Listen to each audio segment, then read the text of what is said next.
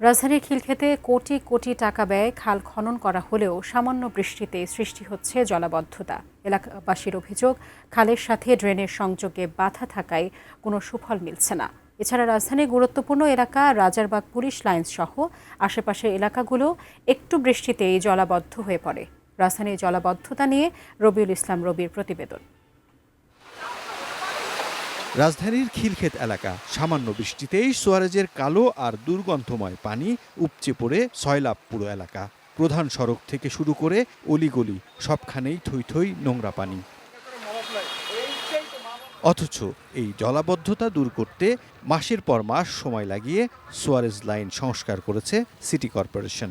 কোটি কোটি টাকা ব্যয়ে খনন করা খাল দিয়ে পানি পাশের বালু নদীতে চলে যাবার কথা, কিন্তু যাচ্ছে না, কারণ খালের সঙ্গে সুয়ারেজের লাইনের সংযোগে ত্রুটি রয়েছে।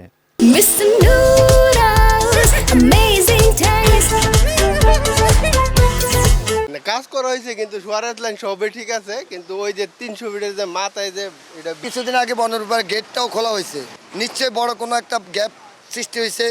কোনো জায়গায় আবার বাঁধ দিয়ে কারা নিজেদের স্বার্থ হাসিল করতেছে।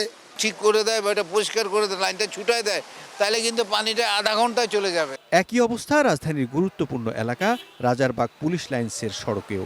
একটু বৃষ্টিতেই শান্তিনগর মালিবাগের অলিগলিতে পানি জমে যায়। বৃষ্টি থেমে যাওয়ার 4-5 ঘন্টা পরেও জলাবদ্ধতা থেকে মুক্তি মেলে না।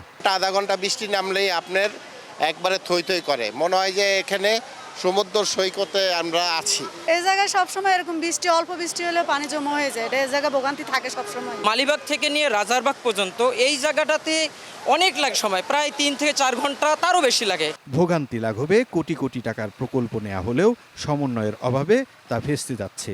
এসব খালের সুফল পেতে দ্রুত সুয়ারেজের লাইনের সংযোগ সমস্যার সমাধান চান রাজধানীর মানুষ। রবিউল ইসলাম রবি, এটি নিউজ, ঢাকা।